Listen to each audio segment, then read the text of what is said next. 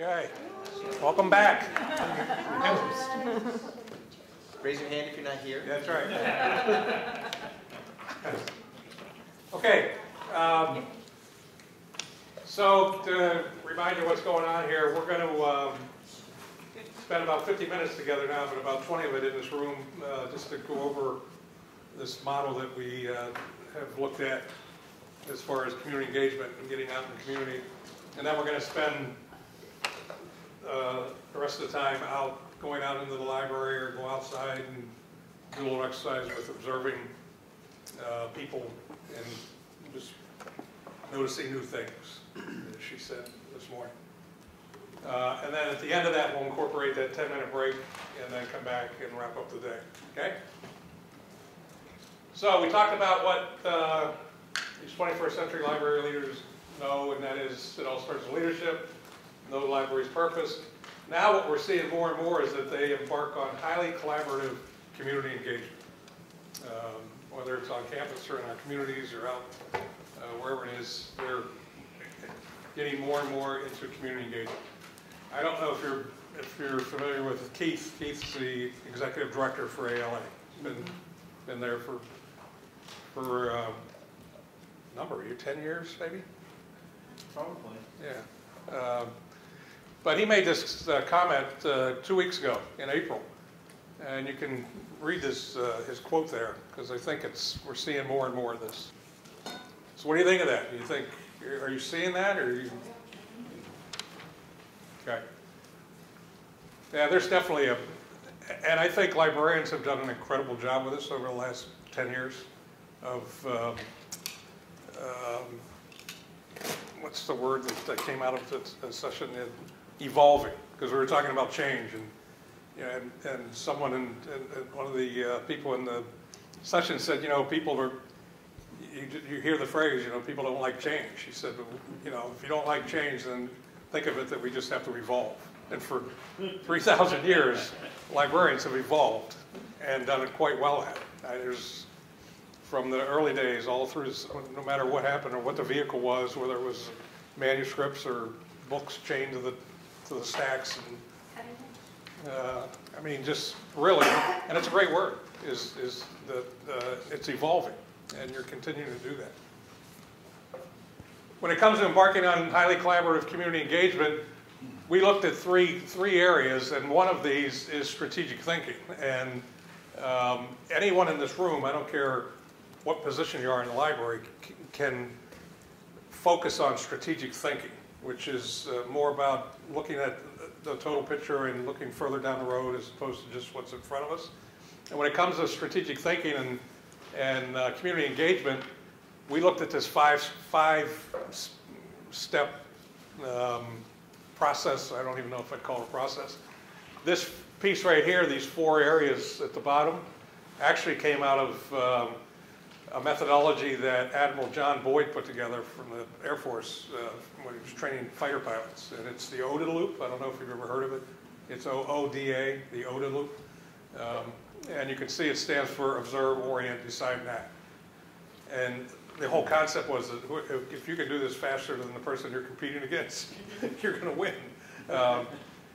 And we've applied that to strategic planning and strategic thinking and community engagement, and it fit well.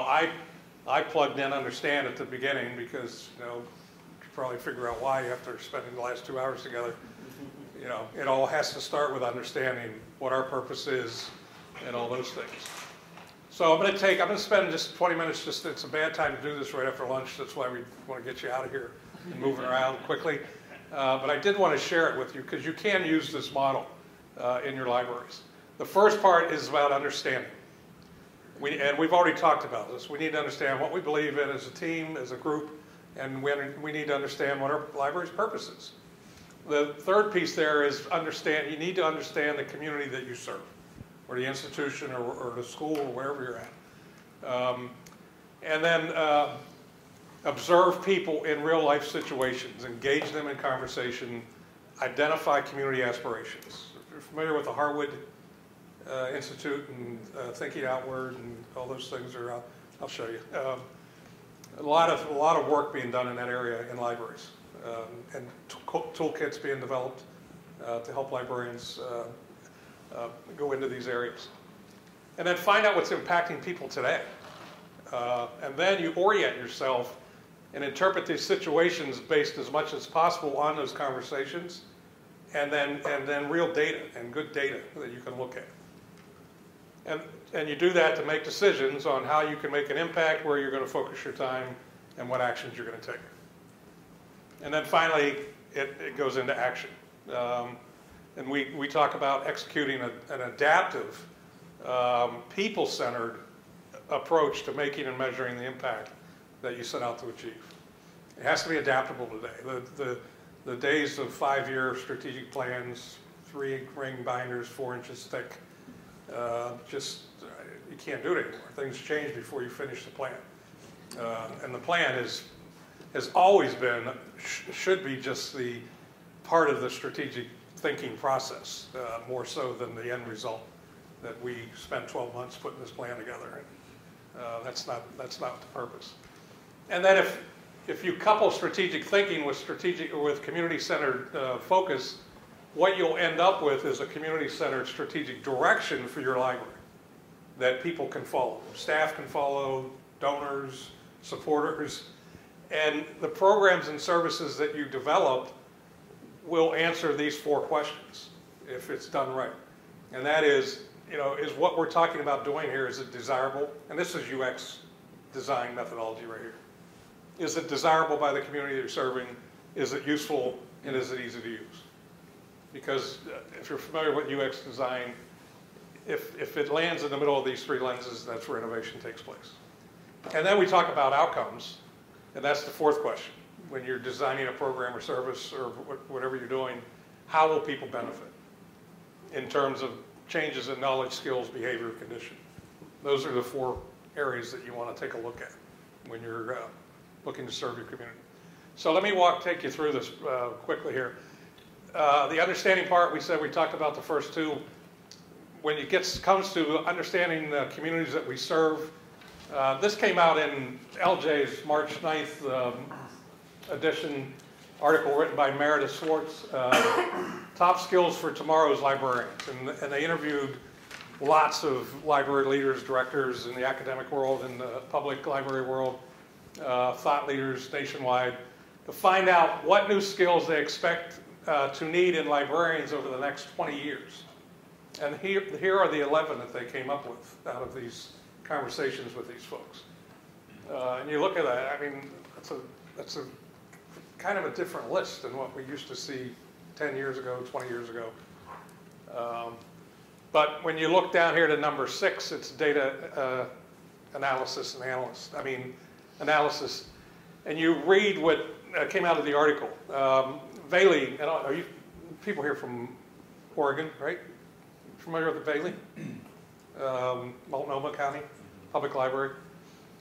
These folks cite, identifying the data needed to make decisions, knowing how to collect, analyze, and gain insight from that data, and then presenting the accompanying narrative to explain it to others is one of the most critical skills that we can have.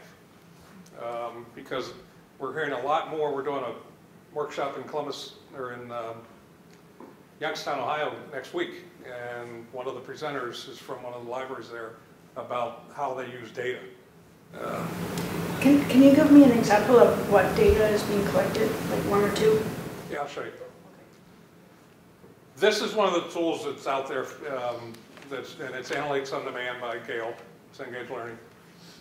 And what it does, it's big data, and it takes data from your ILS, from everything you have internally in your library, and they merge it into a program that combines and merges it with external sources like lifestyle data, demographic data, geographic data. And I'll show you some of that. By doing this and using tools like this, it allows you to take a more human-centered approach to understanding and serving your community.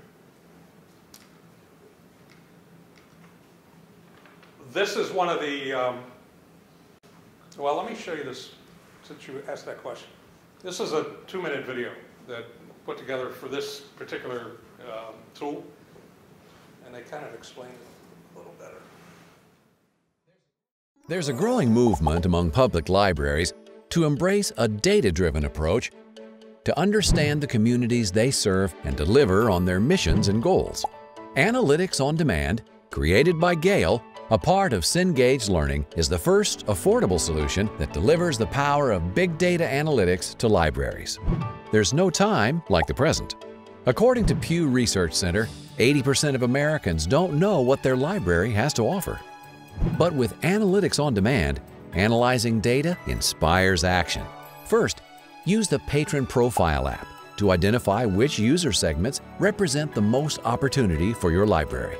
Then, use the Marketing Action app to export lists of household addresses based on the demographic criteria you select. A list of household addresses for patrons that have children? Done. Identify baby boomers or retirees who use your library? Easy. You can even see the households you've selected displayed on a map. Likewise, if you collect email addresses for your cardholders, you can create targeted email lists too. Last and best of all, you can pull addresses of non-cardholders. Haven't you wondered where they've been hiding? Not only will you have their address, but you will also have those same deep demographic insights, so you can send mailings about the resources and services that matter to them. With lists targeted at who you want to reach out to, you should feel empowered to engage and expand your library community. No matter how great your services are, the amazing return they provide, or their essentialness, if people don't know about them, they'll collect dust. Libraries provide awesome services, life-changing services. Where we often fail is telling the story of what we do and what we offer to our community and the difference we make. So that's a little overview. I use this tool. There are others. Civic Technologies has a product just the same. This one is very low cost, very affordable. And that's why I use it when we do strategic planning. We usually build this into the front end, and we run these reports before we get into the strategic planning process. This is one of the maps that was generated. We plugged in the service area for this library, Liverpool Public. Their service area is the Liverpool Central School District. So it outlines it on the map, plugged in where the high school is, where the mall is, the elementary schools, all those things. And then the report generates, and one of the reports looks like this. This is the one that, this is for the whole state of Alaska. They ran it because we were going to 3 cities, so she just ran it for the whole state. It was funny because Monday when I was in the room in Anchorage, it was on the NBC News in the morning about who's moving into the state, who's moving out. And, that's what this is. This gives you all the information here. And I mean, Alaska was very similar to upstate New York and the Northeast, where they said the biggest segment of the population, the growing part, is people 65 and up. And you can see this particular Northeast library. You can see 0 to 4 years old, you can see how they're leaving. And because they're leaving, because their parents are leaving. And because of high taxes and all the other things, no jobs. So this gave them a sense of who lives in that community and what's going on. It also, this was a report that was generated, they mentioned the different segments. And this is getting an understanding of who you're serving. These are 19 segments that they break out, and we broke it out by household groups. And there were 20,000 households in that service area. The #1 household group were people in their autumn years. And they get all these cool names, all these things, with a lot of information about who these people are. But you can see they were the #1 household group, and they, with 4,214 households in that, out of the 20,000.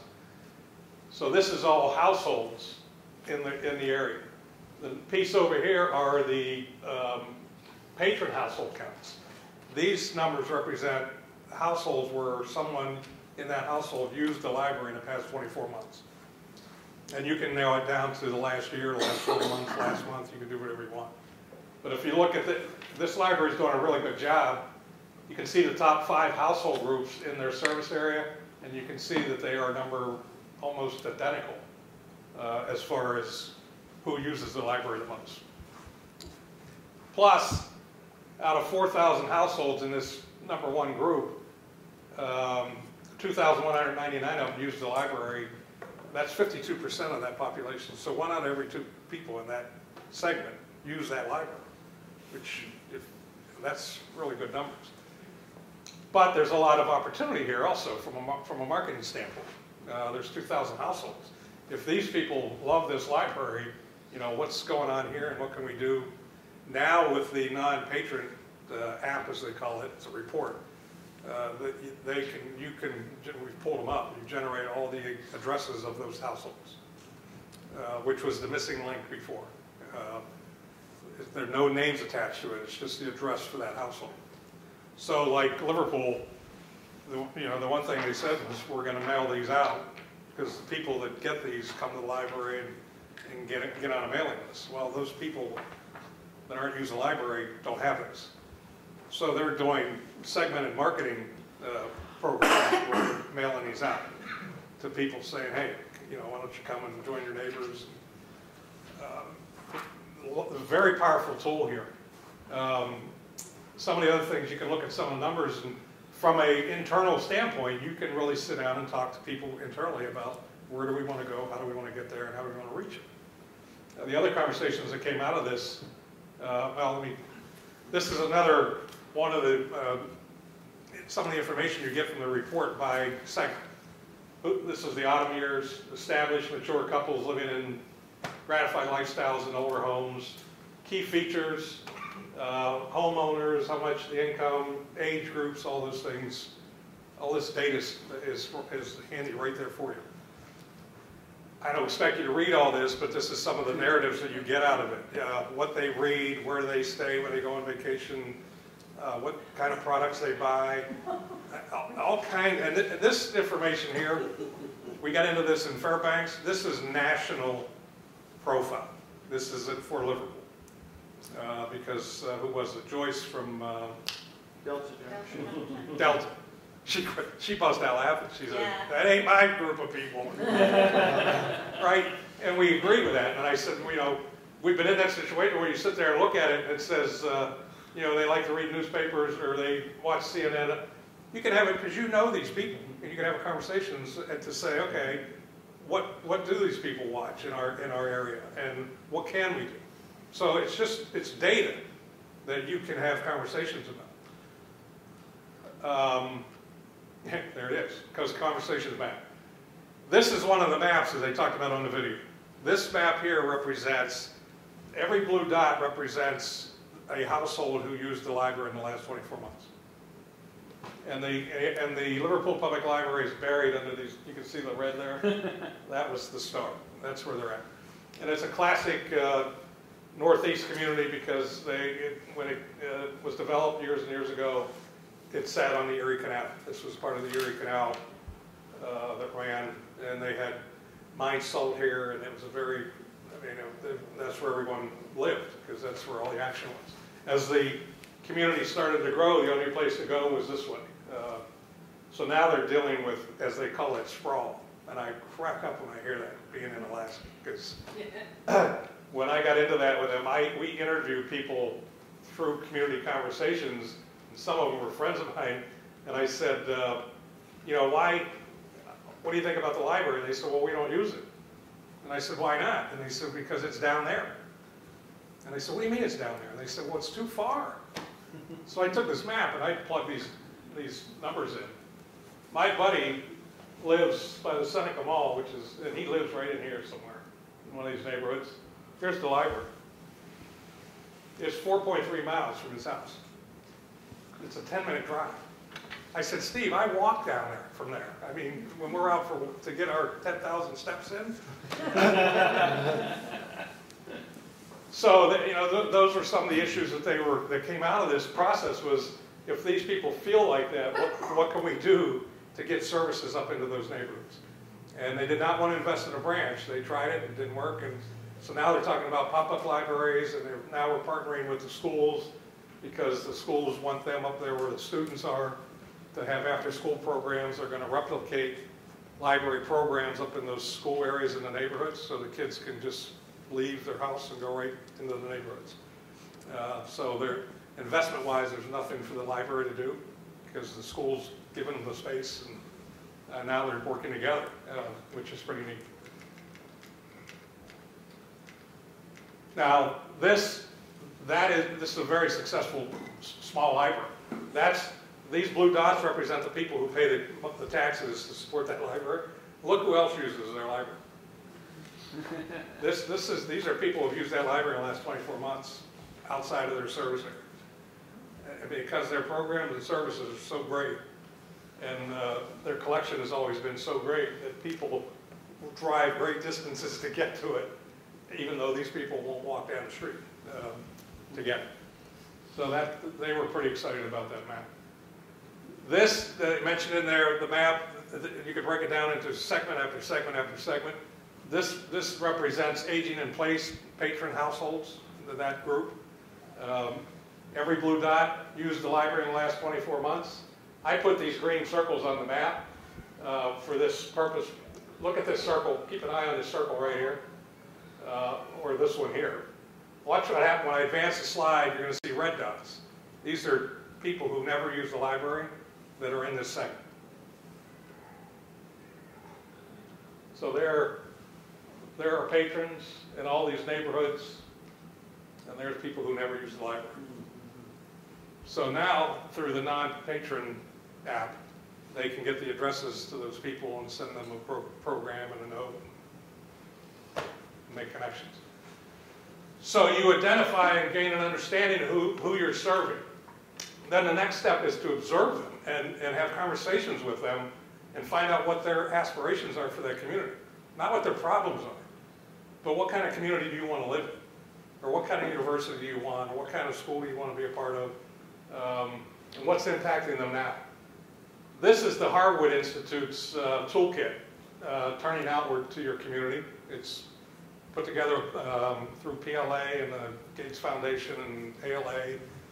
And we use parts of this because it's low cost. It's free to the library. You go to the ALA website and all the PDFs are there to make this happen. This is a slide that I use when I'm facilitating these conversations out in the field. It tells what it is. There's 60 to 90-minute community conversations. We've had them.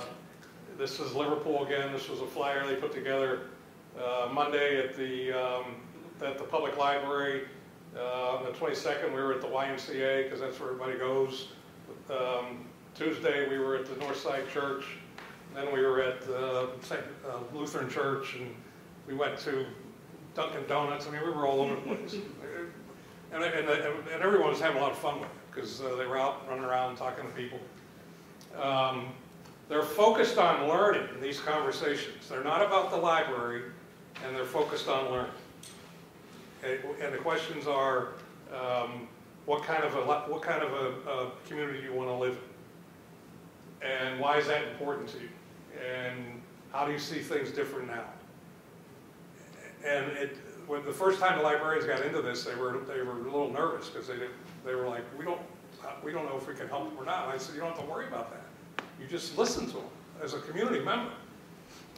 Then you go back, and we tell them that. We're not here to solve problems, but now we want to go back with all this data we have, and then sit down as a team and say, what can we do to impact this? Or who should we hand it off to? Because if there's someone else in the community that can do it better than us, then we're going to let them know this is what people want. These are some of the tools that you can use. And this is another tool that we're going to use in a couple minutes when we go out into the library. And I'll talk about this in a minute. This is when you're observing people. We do this because of this. I mean, your library should shape and be shaped by the communities that you serve. And as David said here, our communities have problems, and yes, we should try to fix them, but you motivate community action through aspirations, not constant reminders of problems. And turning outward changes the whole conversation. You do that so that you can interpret the situation based as much as possible on these impressions and actual data. These are some of the flip charts from some of these conversations. You can't read them, but we started to put them on paper and started to look for trends. And I sat with the people from the library and I showed them the slide and I said, what do you see here? What's jumping out? And they started going through it, and these are actual comments from community members when we asked them what kind of community you want to live in. People talking to people, communication in our community. They said with the invention of the automatic garage door opener, no one sees anyone anymore. And I do this. I hear my next door neighbor's garage door going up, and his car pulls out, and it goes down, and he leaves. And then at night, when he's coming down the street after work, you can hear the door going up, and he pulls in the door. And we used to hang out together all the time. We never see him anymore. They wanted a community that embraces change and cultural activities and opportunity. There's a lot of cultural activities going on at the library. They were very high on education. Growth in education and business is critical to maintaining our community and keeping people safe. They wanted education from children to the elderly.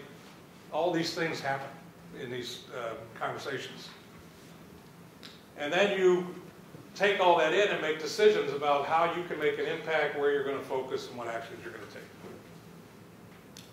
Liverpool Public Library did this when they looked at their mission and their vision and the aspirations of that community and said, we want to focus in 3 areas. We want to focus on nurturing learning and education.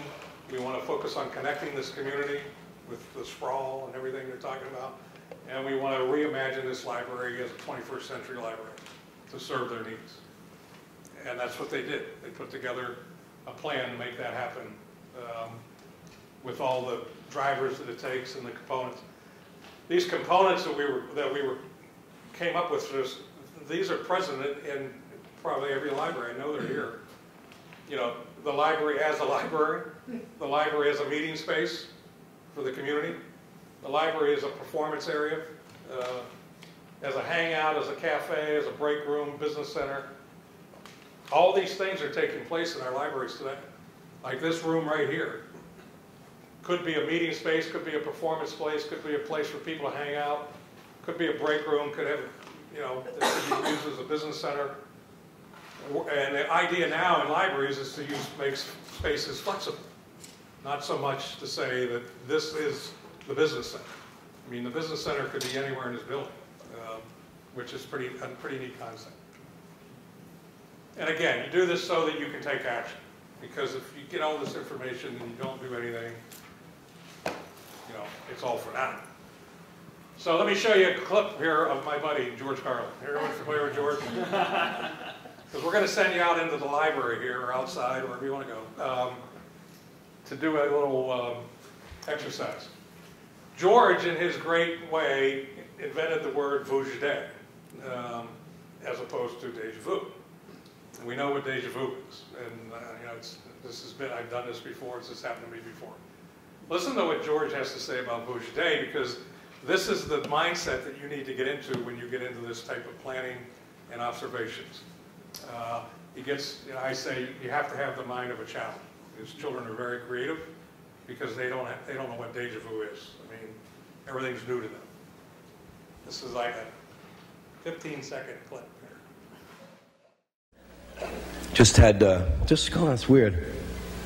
Just had that little feeling. You ever get that funny little, that kind of feeling, that vujade?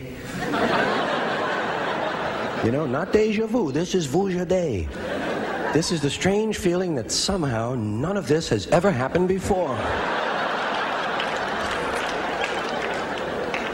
And then it's gone, you know. Right? How many times have you gone into a meeting and, you know, especially people come out of library school and they're all wide-eyed and they want to charge the world. And someone said it the other day in Fairbanks. They said they came out of library school. They said, we want to change the world. And that's why I'm a librarian. And everyone looked at her like she was crazy. And they said, we tried that. That's right. That's right. That's right. That's exactly what happened. But you get into these meetings and someone comes up with an idea and they go, we tried that 3 years ago, it didn't work. We don't have the money, we don't have the funding, we don't have staff, we don't have this and that. And that all goes, when you get into thinking about where we're taking the libraries in the future, we need to get into that Bougie Day. Look at situations from many different angles, come up with better solutions for our libraries and our communities. Okay, what we want to do now is leave the room. I made some copies of this piece of paper in case you didn't have one from your hand that should have had. If anyone needed them. There's some up here. They were in the packet, report stuff.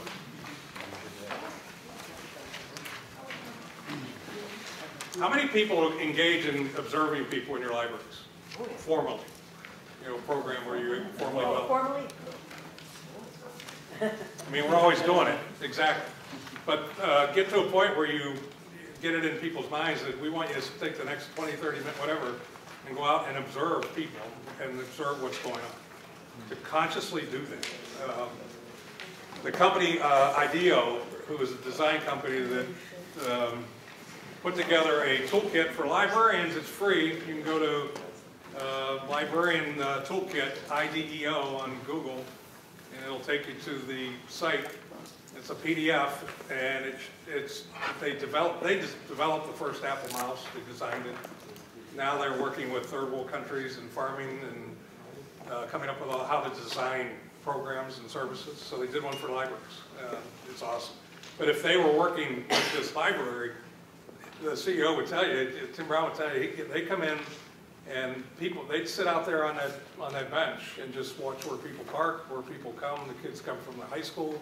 Where are people coming from? Why do they use that door? And they'd sit inside and just watch people use the self-checkout units. And do they look confused? Do they look like they know what they're doing?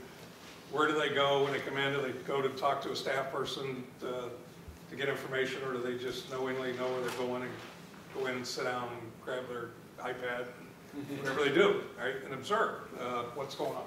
That's what we're going to do.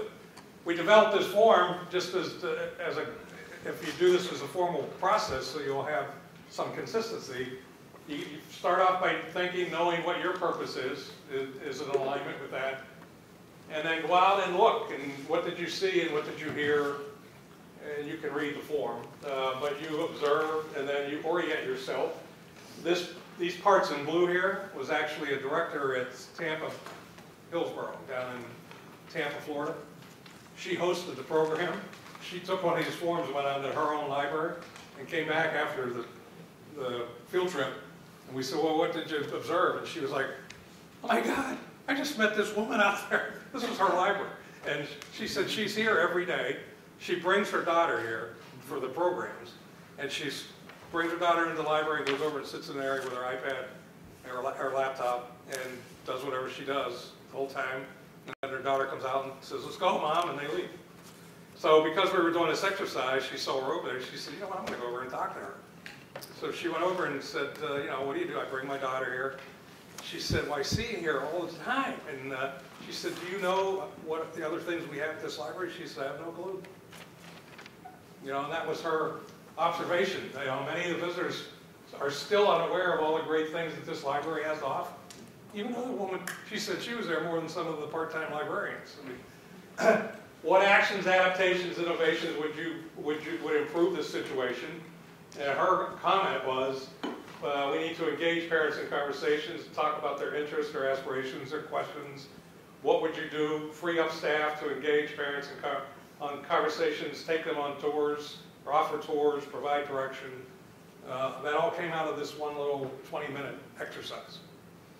So now they do these formal observations where then they come back as a staff and they sit down and talk about it. What did we see? What should we do? This, I just want to show you this before you go. This was from the Harwood Institute. This is the Ask exercise, a form that they created that any staff member can use. And lots of libraries have fun with this, where they'll just have a stack of it, and they'll go out and say, and you can read it. I mean, it's up there. You go up and you approach a person either in the library A girl at Liverpool took a whole stack of them and went over to Dunkin' Donuts and sat there in the morning, because she knows everybody in town. And she said, hey, can I ask you a couple questions? And sure. And she filled them out, and we had a whole stack of them about what kind of place do you want to live in, and then they made decisions based on that. It was pretty neat. And then this is a community conversation one that I use. I changed it up a little bit, and I said, well, kind of to make it easier on the people. And I print these out and give them to, like, we have a community conversation, we had 20 people there, and I had them sitting in front. And I said, we're going to have this conversation, 60, 90 minutes. Why don't you take a couple minutes, go through that sheet, that's what we're going to talk about, and take some notes. So they got their thoughts together before we started asking questions, so they were more inclined to participate. And we kind of made it a little easier and asked them to name 1, 2, or 3 attributes of this community. And then that got everything going. And once you get that conversation going, they're off to the races. Okay? So let's go on out, go anywhere you want. Go together, go by yourself. You can observe and just notice new things everywhere you go. And I will start up again, build in a 10-minute break at the end of this on your way back, and then I'll start up again at 2:30, and we'll have a conversation about what you saw.